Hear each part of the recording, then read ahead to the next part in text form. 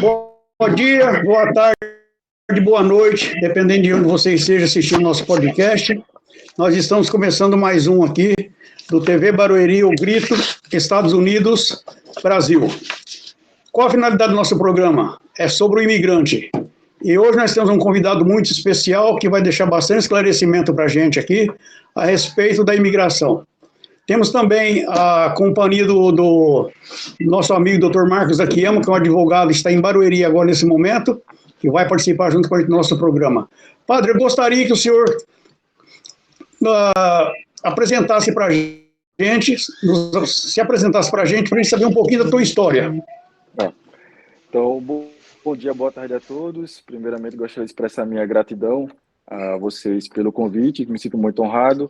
Muito obrigado pela oportunidade de vir aqui e partilhar um pouco da minha vida e também desse tema tão importante para a sociedade, né? Tanto no Brasil quanto aqui, principalmente nos Estados Unidos. Bom, eu sou o padre Tiago, eu sou padre há pouco mais de 8 meses, fui ordenado ano passado e sou padre da Diocese Americana de Fall River, aqui em Massachusetts. Então, eu comecei minha formação no seminário lá em Aracaju, no Brasil. Estudei 3 anos de filosofia, fiz a licenciatura em filosofia, depois iniciei meus estudos de teologia e depois foi quando eu me mudei para cá, para os Estados Unidos, em 2020.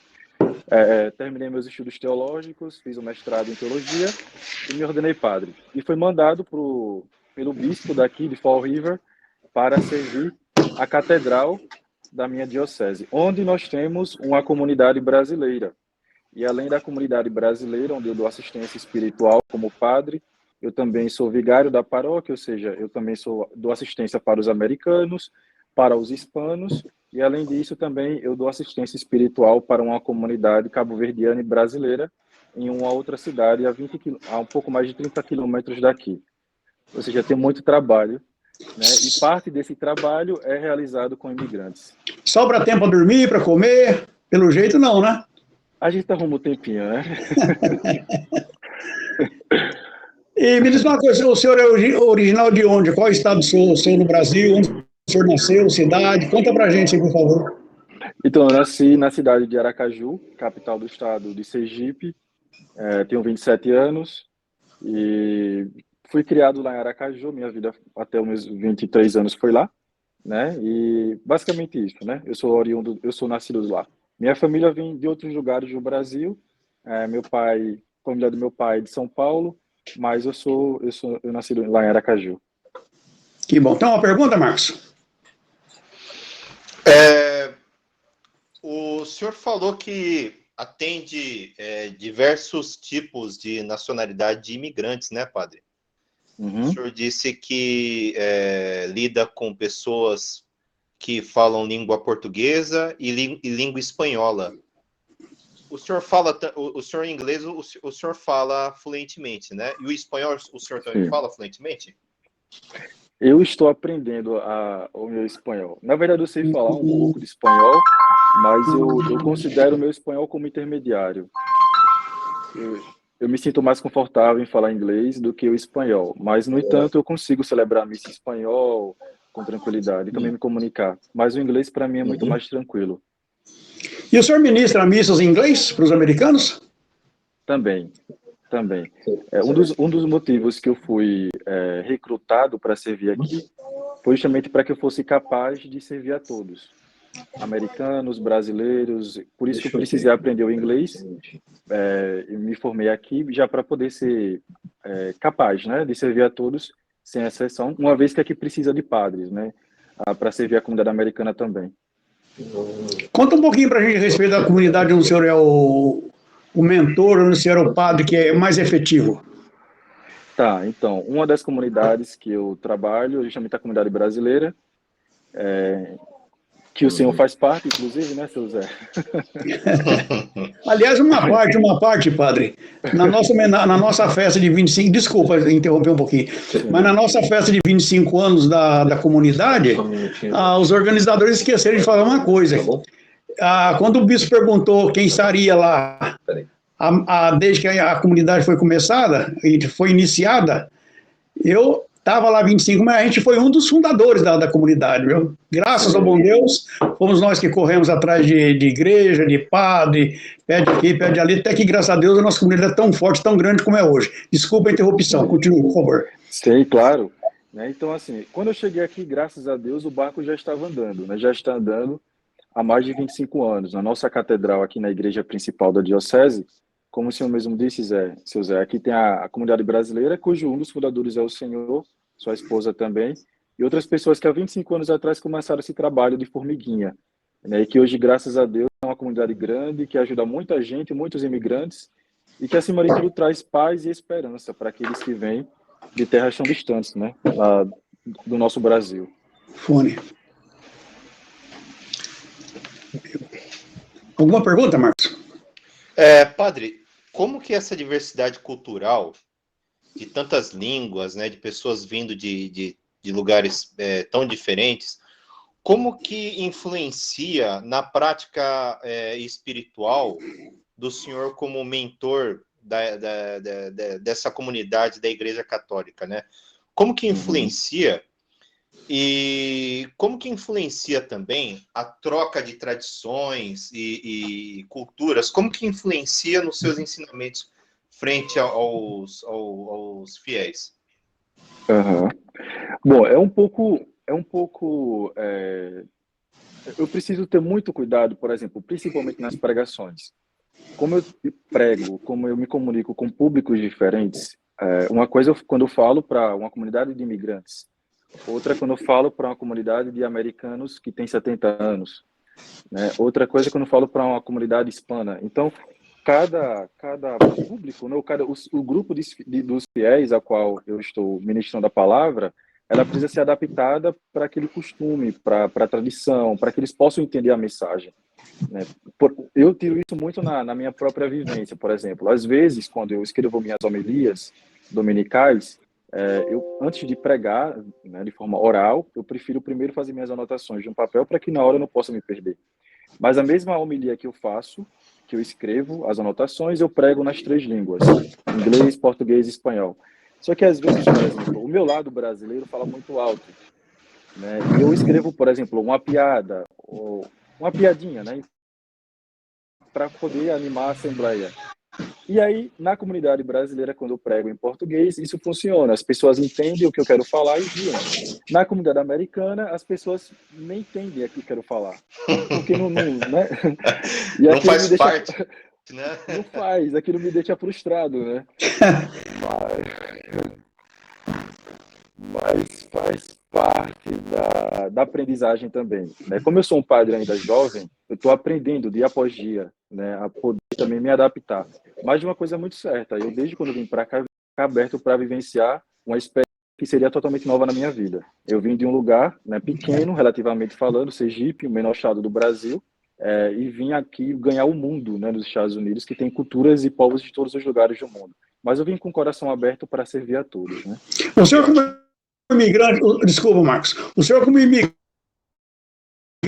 trabalhando com imigrante, como é que o senhor se sente, como é que o senhor sente o imigrante trabalhando com o senhor? Para mim é muito bom. Eu, por exemplo, eu tenho aprendido muito mesmo. Cada dia que eu trabalho, né, o trabalho pastoral com os brasileiros, principalmente porque é o nosso povo, né, nós somos brasileiros, eu aprendo mais, porque aqui nós temos imigrantes do Brasil de todos os lugares do Brasil, de norte a sul, né? E quando o imigrante vem, ele vem para cá trazendo seus sonhos, né, suas alegrias, sua história, né? Então, traz consigo uma bagagem muito grande também, né? E todo imigrante é um sonhador, né? E junto com o sonho, a gente constrói a vida, né? Então, eu tenho aprendido muito, dia após dia, né, com cada um, e principalmente com as histórias de vida, né, que os imigrantes partilham comigo. Eu, como padre, escuto diariamente muitas histórias, né?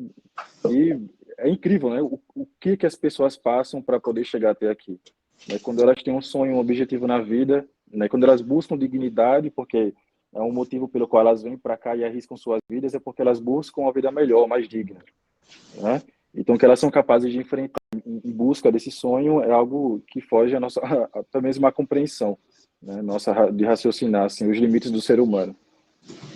E tem chegado muita gente? Tem chegado muita gente nova na comunidade, padre? Muito imigrante novo? Toda semana nós temos missa aqui todos os sábados e todas as terças. Todos os sábados sempre eu pergunto na missa, ao término da missa, se tem alguém que está visitando pela primeira vez a comunidade. E sempre levantam as mãos. Sempre há pessoas novas na missa, né, que chegam todas as semanas aqui em Fall River. E por experiência, né, de quem já está aqui há alguns meses, eu posso falar que tem muitos brasileiros aqui, né, e é perceptível que toda semana chega gente nova, do Brasil, de outras regiões dos Estados Unidos que vêm para cá porque talvez aqui tenha mais emprego ou por qualquer outro motivo de família, não sei. Mas sempre tem gente nova chegando, sim. Além da comunidade de Fall River, você atende alguma outra comunidade? Quantas? Eu tenho, além daqui, eu tenho Taunton. Taunton é uma cidade que fica a cerca de 30 minutos aqui de Fall River. Só essas duas, então. É. E mais as americanas e hispana, né, claro. Tem essas outras também. Uma vez, Marcos. E, padre, quais são os principais desafios que os imigrantes eles enfrentam quando eles chegam aí e querem se integrar à comunidade? E o que a Igreja Católica tem feito para ajudá-los a superar essas dificuldades? Bom, são muitos os desafios, né, do imigrante quando vem para cá. Para começar, a forma com a qual muitos deles vêm, né? Muitos deles vêm pelo México. Quando não entram pela porta da frente no sentido de Sim, migração de legalidade, legal, né? Na legalidade, eles vêm pelo México, né? Pelo famoso caicai, que é assim que é chamado. Né? Então, todo o processo já começa, já é difícil a partir daí, da imigração para cá, da forma que eles migram. Né? E depois, quando chegam aqui, muitos deles ficam presos na fronteira por dias e dias, e às vezes até semanas, e faltam-lhes também a dignidade, porque ficam presos e sem ter comunicação com a família, um com o outro. E depois eles vêm, né? Depois, quando eles são soltos e a polícia deixa passar pela fronteira, finalmente eles vêm para o destino deles, né? Se espalham pelo país, vão para os seus destinos. E muitos deles, quando chegam no local onde eles pretendem morar, aqui em Fall River, por exemplo, eles vêm e não têm emprego, não têm um lugar certo para morar. Como não tem emprego, não tem renda, também a educação dos filhos, eles não têm muitas informações, eles são muito vulneráveis. Eles estão num estado de vulnerabilidade muito grande, porque não tem carro, não tem dinheiro, às vezes não tem comida, não tem nada, né? Se chegam no inverno, não tem roupa de frio, e aqui o frio é muito rigoroso. Então, eles ficam muito vulneráveis a todos os tipos de perigos, né, da sociedade. E aí é que entra o trabalho apostólico da Igreja Católica, que tem um trabalho muito bonito e muito sério com os imigrantes aqui nos Estados Unidos. Né? Não só na nossa comunidade aqui, mas também geral, né? Nos Estados Unidos inteiro. A Igreja Católica ela tem um trabalho muito bonito com os imigrantes em todos os estados dos Estados Unidos. Existe uma organização chamada Catholic Charity, né? Caridade Católica, que está presente em todas as dioceses dos Estados Unidos, e eles providenciam, né, comida, informações para os imigrantes de questão de educação, às vezes até mesmo advogados, né, gratuitos para que as famílias possam, né, recorrer dos seus direitos inalienáveis, né, que elas têm acesso, a moradia também, né, abrigo para aqueles que precisam.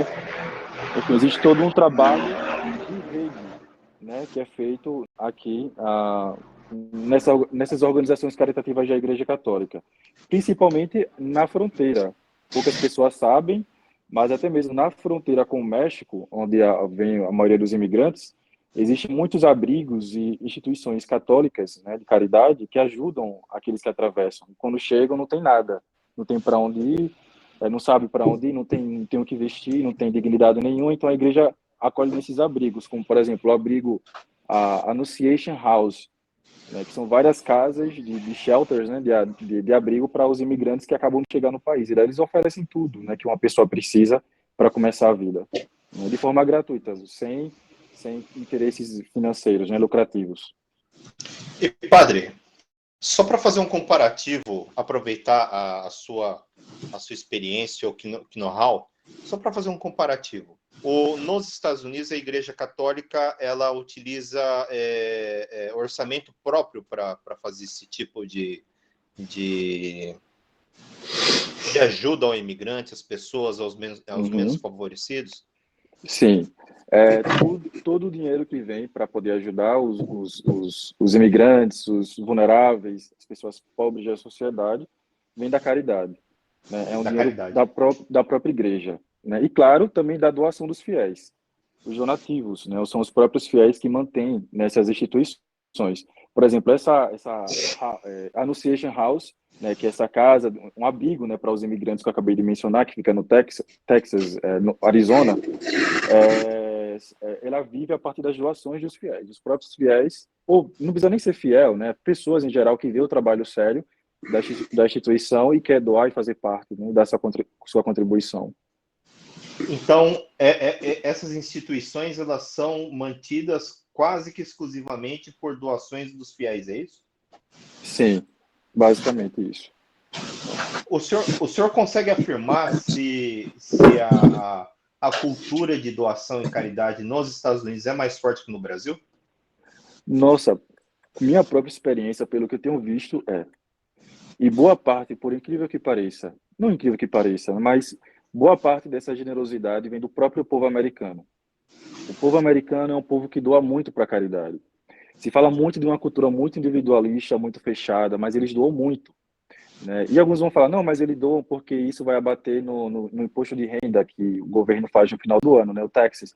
Mas não é só isso, eles doam mesmo porque, muitos deles doam porque eles têm esse senso de que eles têm, muitos deles são de classe média e eles precisam também doar.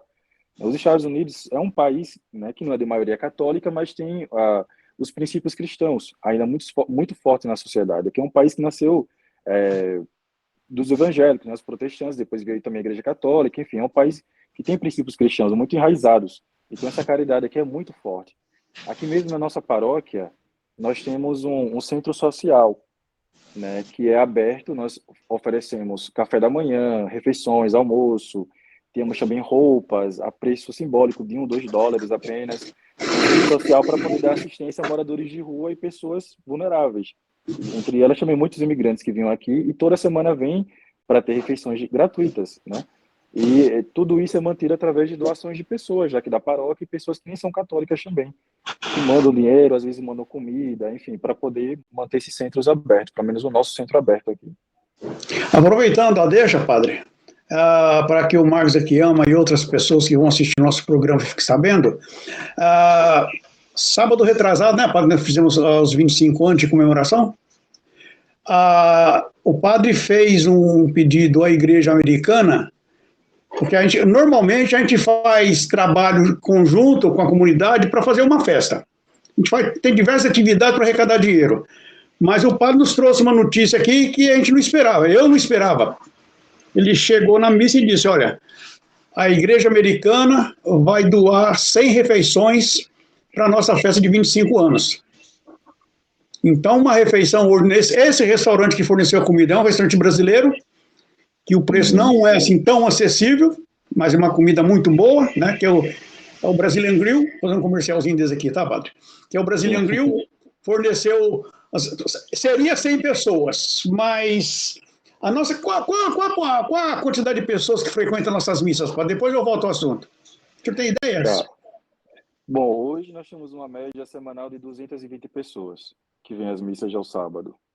Então, veja uma coisa, o padre fez a doação da igreja americana para a nossa festa de 100 pessoas, mas seriam 100 convites, quem pegou, pegou, quem não pegou, infelizmente não participaria. Aí o padre chegou e falou, não, a festa é para todo mundo, então quem quiser ir vai. A nossa festa tinha quantos, padre? Fora os 100 convites. Bom, então, originalmente nós fizemos uma festa para celebrar os 25 anos da comunidade brasileira aqui, para 100 pessoas. Só que 100 pessoas é um número muito reduzido diante da quantidade de pessoas que frequentam a comunidade. Então, nós aumentamos para 150. Então, eu conversei com o diácono aqui da paróquia e o padre americano também, que é o pároco aqui, o padre David, e eles estavam totalmente de acordo. Né? Então, esse fundo, né, para poder financiar a festa, veio dele e também de doação de alguns fiéis brasileiros, e nós conseguimos aí fazer uma festa para mais de 200 pessoas. Tá vendo aí, Marcos?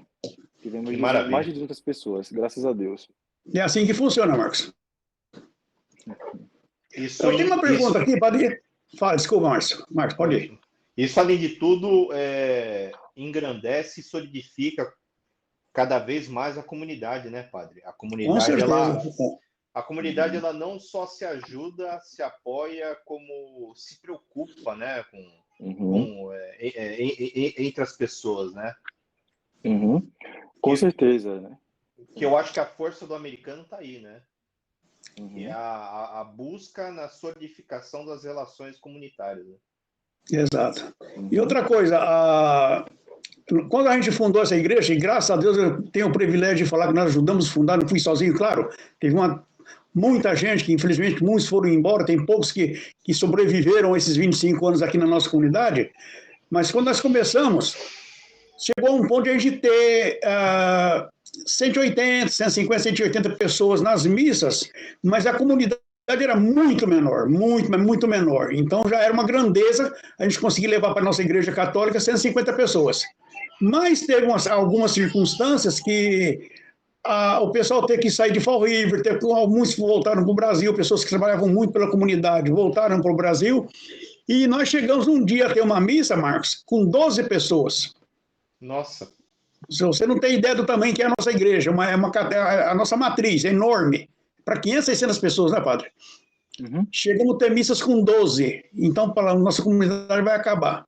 Mas foram uma série de circunstâncias que obrigaram isso a acontecer. Né? Hoje, graças ao padre, graças ao trabalho do pessoal que está junto dele, é o que a gente tem 200 e poucas pessoas por missa, que não é, você não tem ideia do que é levar 200 pessoas numa missa, numa comunidade tão pequena, em termos de outras populações, de outras etnias. Né?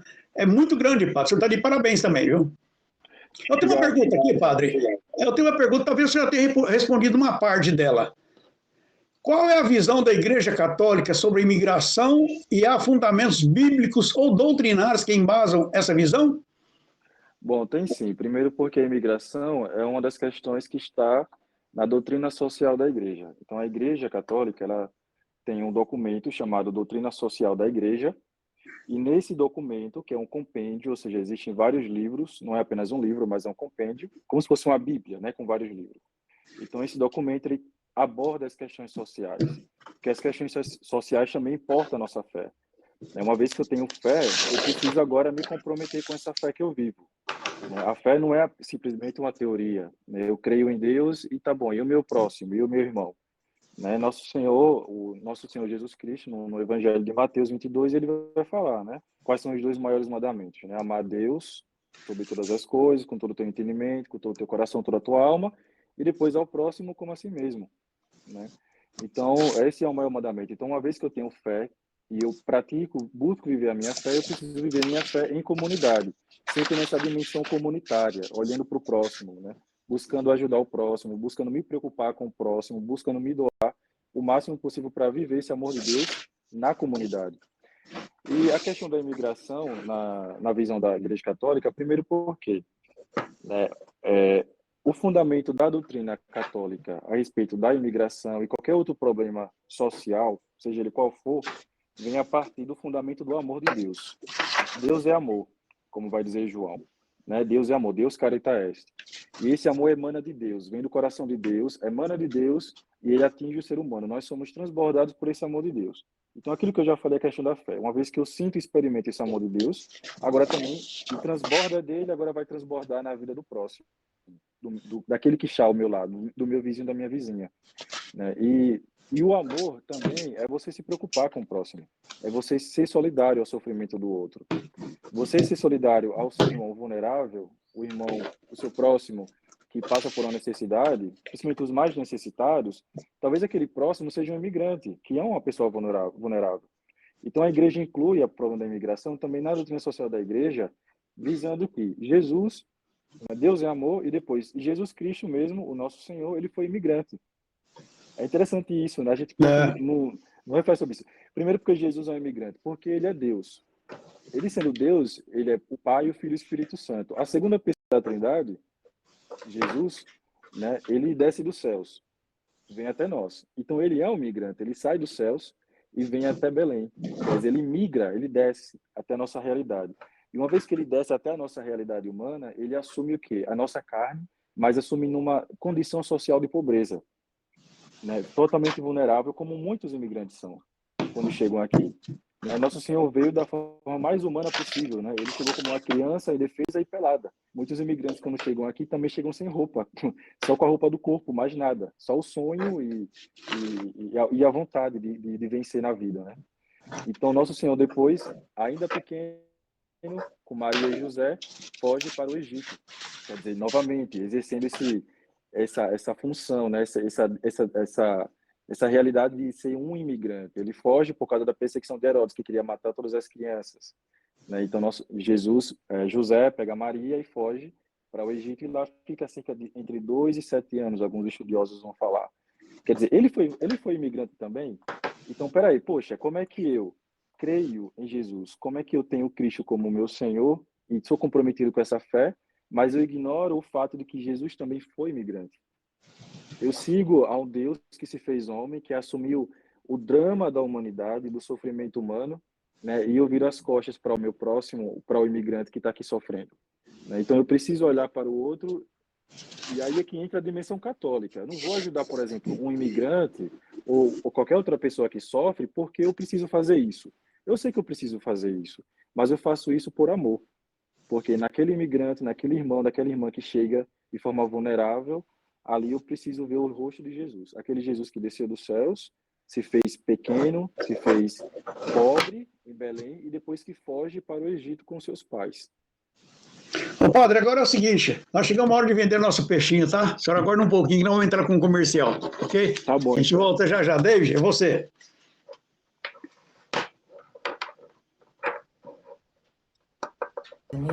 E eu venho conversar com você o que é um seguro de vida com benefício em vida. O seguro de vida é aquele tradicional, caso a pessoa venha a falecer, os beneficiários recebem o valor da pólice. O que é um benefício em vida? Caso o dono da pólice venha a ter um problema de saúde, como por exemplo um câncer, uma parada cardíaca, um Alzheimer, até um acidente e invalidez, pode retirar até 80% do valor da pólice em vida. Então, vale muito a pena que você tenha uma proteção. E por que você pode ter? Independente do status migratório, você pode ter uma apólice de seguro de vida com benefício em vida. Basta você ter um passaporte ou um IT number. Entre em contato comigo que eu passo todas as informações para você. Muito obrigada. Padre, o que a igreja tem feito para ajudar os imigrantes?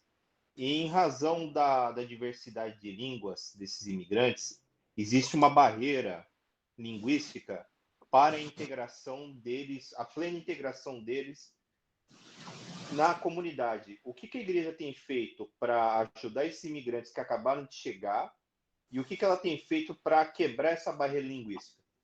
Uhum.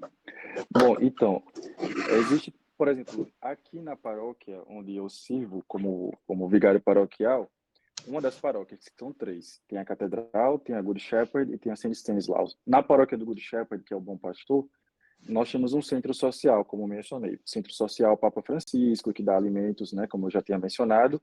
E também um dos trabalhos que nós realizamos lá é dar aula de inglês como segunda língua para os imigrantes. Que maravilha. Então, principalmente para os latinos, né, os hispanos.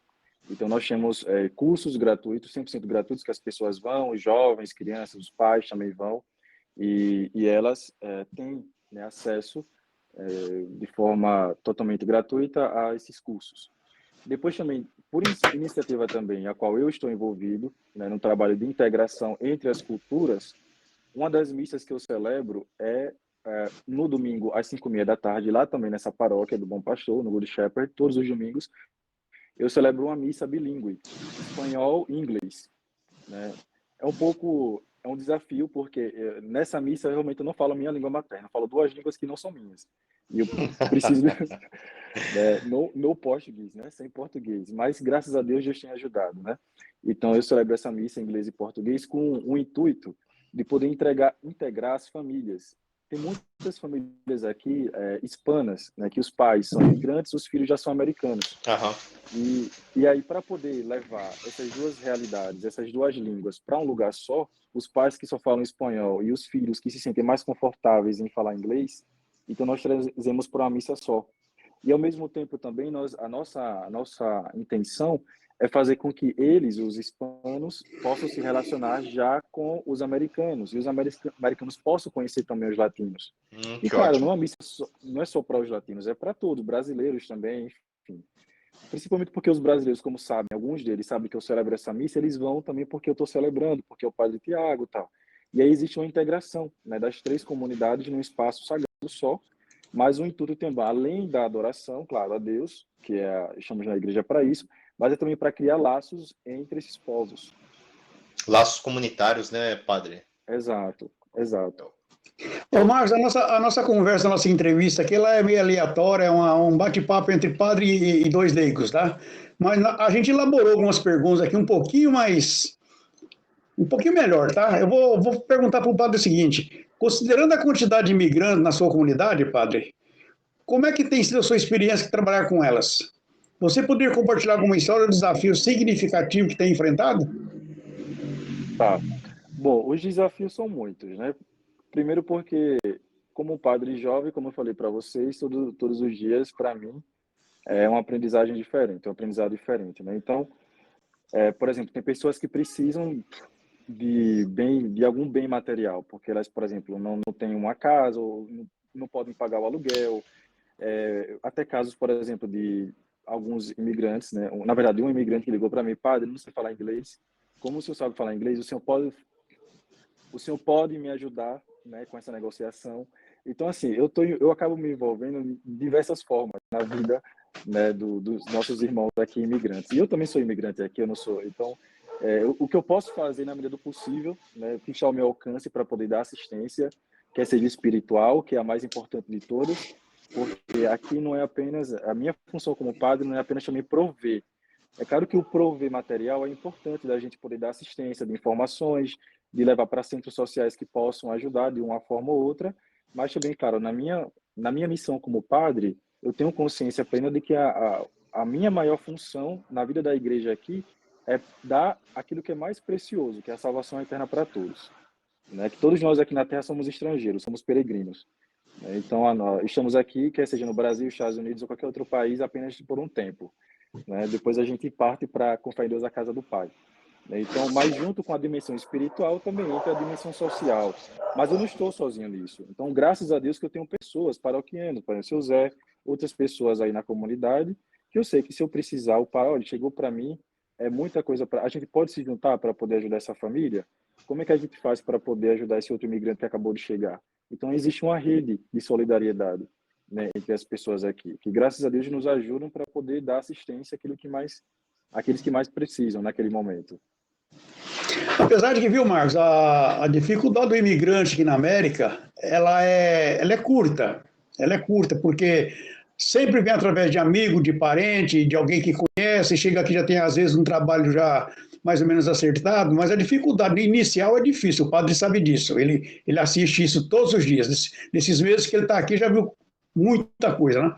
Uhum. Mas é uma dificuldade curta, vamos dizer assim, curta, porque logo tem emprego, Entendi. já compra, já aluga a casa dele, já começa, ganha muitos móveis, depois começa a trocar, né? Porque o brasileiro é trabalhador, cara. Eu conheço muito americano que não troca um brasileiro por 3 americanos de jeito nenhum, entendeu? Porque são trabalhadores. Graças a Deus, a nossa comunidade é trabalhadora. Uhum. Então vamos lá, Marcos, alguma pergunta? E, padre,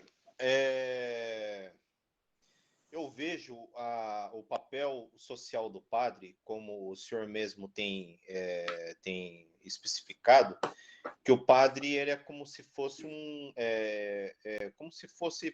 ao meu ver, né? É como se fosse uma autoridade, um mentor, não autoridade, um mentor espiritual e moral da comunidade, né? E isso me parece que é como se fosse para as pessoas que se integram mais à Igreja Católica, me parece que é um limite moral para muita gente, né? O senhor acha que isso é um limite moral em que sentido? A pessoa, antes de fazer algo errado, ela lembra dos ensinamentos do padre, ela lembra que ela deve respeito a uma comunidade, que deve respeito a uma igreja, né? O senhor acha que isso foi mais forte no passado ou ainda está forte? Esse respeito à comunidade e os valores morais impostos professados pela igreja? Tá. Bom, hoje a gente vive numa sociedade muito diferente de uma sociedade de 50, 40 anos atrás. A sociedade pós-moderna que a gente vive hoje, ela não só se transforma de uma forma muito mais acelerada, mas também, de alguma forma, no princípio, esse é o meu ponto de vista, né? Sim. Em algumas dimensões, principalmente no aspecto da moral, ela se degenera.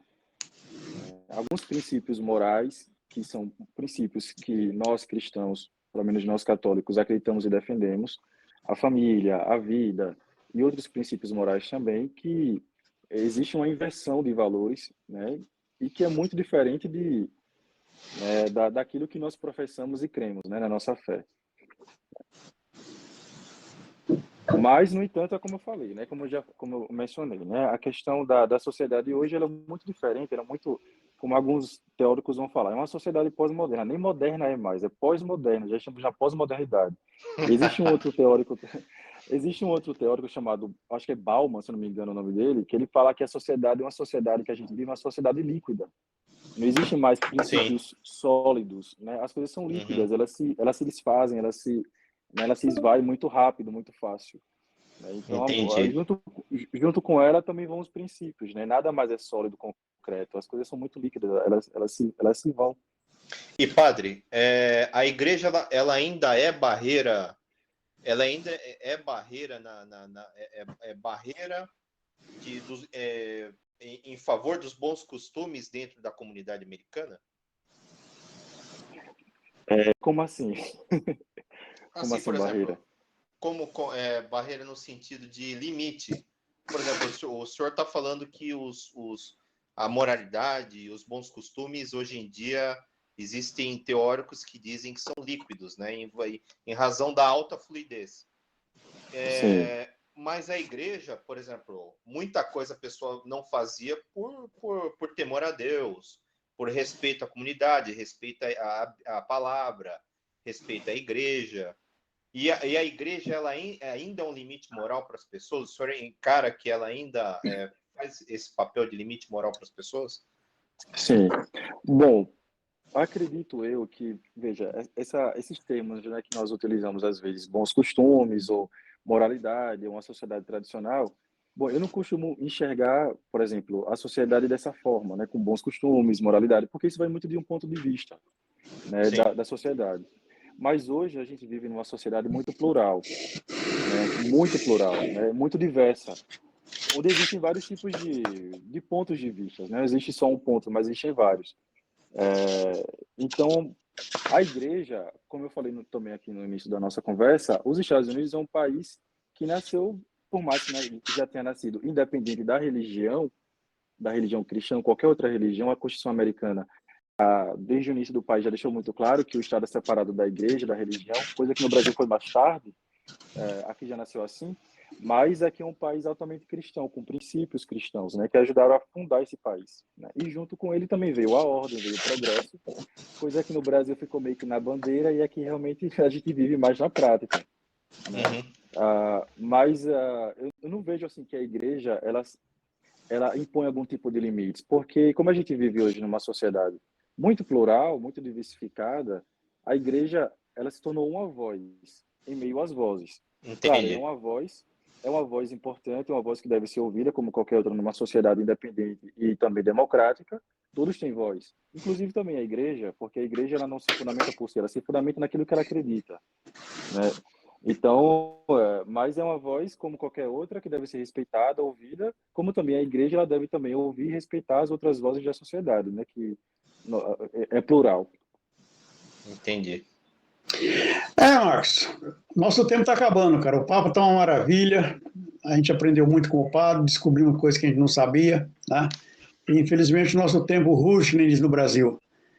Então, padre, eu gostaria que o senhor fizesse as suas considerações finais, porque eu sei que daqui a pouco, como o senhor disse no início, o senhor tem compromissos já, né? O senhor fizesse as suas considerações finais, por favor. Bom, então, basicamente aquilo que o padre já mencionei aqui antes também na nossa conversa, Deus é amor, né, como está em João, né, no primeiro livro de João, e porque ele é amor, ele nos impele também a viver esse amor em comunidade, né? Aquela experiência do amor de Deus que nós fazemos no nosso coração, a partir da revelação da fé, ela nos impele também a viver em comunidade, né? E isso, claro, se abre a dimensão da caridade, do amor ao próximo, né, do imigrante, do mais vulnerável, daqueles irmãos que precisam de nós, dos necessitados.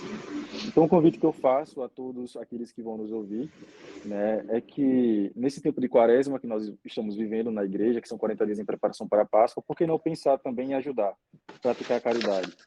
Quem está no Brasil pode ajudar alguma instituição, a igreja ou alguma pessoa que realmente precise da sua ajuda, né, da sua mão estendida. E quem está aqui nos Estados Unidos, né, da nossa comunidade brasileira, quem é católico ou não, por que não também procurar, né, se informar melhor e saber de uma pessoa que acabou de chegar aqui, de uma família que precise da nossa ajuda, né? Toda semana vem mais pessoas do Brasil, de outros lugares, e são os nossos irmãos, né? Hoje são eles, amanhã, né, pode ser que sejamos nós. Então, a gente precisa fazer o bem, né, e buscar sempre, claro, né, levar o amor de Deus que a gente experimenta na nossa vida, na vida também dos nossos próximos. Muito obrigado, tá? Por abrir espaço para que eu pudesse vir participar com vocês. Nós é que agradecemos. Espera um pouquinho só. Márcio, as suas considerações finais, por favor. Padre, obrigado pela participação, obrigado ao Zé também por ter me convidado para participar. E a impressão, eu como não moro aí, não faço parte da cultura de vocês, a impressão que me dá é que, como o senhor falou, que o princípio da caridade que permeia a relação na comunidade americana, ele que é bastante forte, ele me parece que ele nessa cultura, em determinados pontos cristãos de igrejas protestantes aqui no Brasil, igrejas evangélicas, né?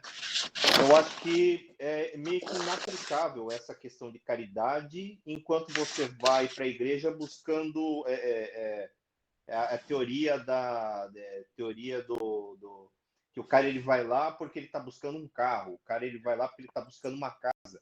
Prosperidade, né? É isso, a teoria da prosperidade. Você vai na igreja procurando prosperidade. E eu vejo que isso que o senhor passa é incongruente com essa teoria da prosperidade. Porque se a pessoa não está buscando evolução espiritual, é difícil ela buscar essa caridade, fortalecer a própria comunidade, quando ela está buscando algo só para si, né?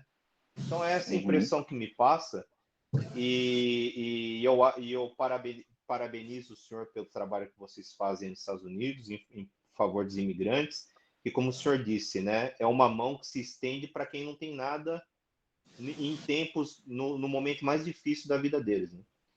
Uhum. Ok, padre. Quero agradecer ao senhor pelo tempo disponível com a gente aqui. A nossa entrevista, acredito que tenha sido muito boa, muito maravilhosa, muito esclarecedora. E nos vemos no sábado, se Deus quiser. Ok? Muito agradecido. Deixa eu fazer um elogio. O senhor é uma pessoa muito querida na nossa comunidade, viu? Obrigado. O senhor não circula no meio do povão como eu circulo, o senhor não ouve o que eu ouço, mas pode ter certeza, o senhor é muito querido na nossa comunidade. O senhor veio para abençoar a nossa comunidade. E vamos contar com o senhor o máximo possível que a gente puder sugar, a gente vai sugar o senhor, tá bom? Ave Maria. Tenha uma boa noite, uma missa hoje à noite, né? Eu sei que o senhor vai ter agora um trabalho na igreja, tá? E vamos ver se a gente marca uma próxima, ainda tem muito assunto pela frente ainda, tá bom? Tá ok. Mas muito grande conversar com vocês. Deus abençoe vocês todos. Amém. O prazer foi todo nosso. Marcos, brigadão. Não saiam do ar, que a gente fica um pouquinho ainda aí, tá? David, é com você, David.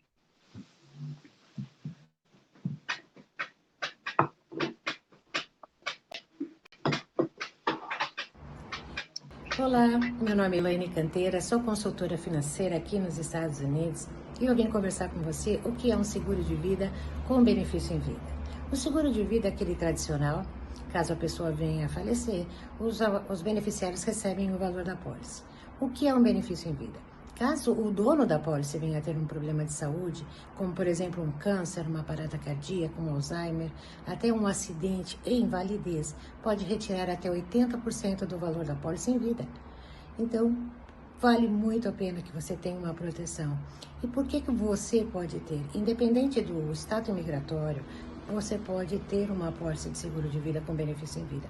Basta você ter um passaporte ou um IT number. Entre em contato comigo que eu passo todas as informações para você. Muito obrigada.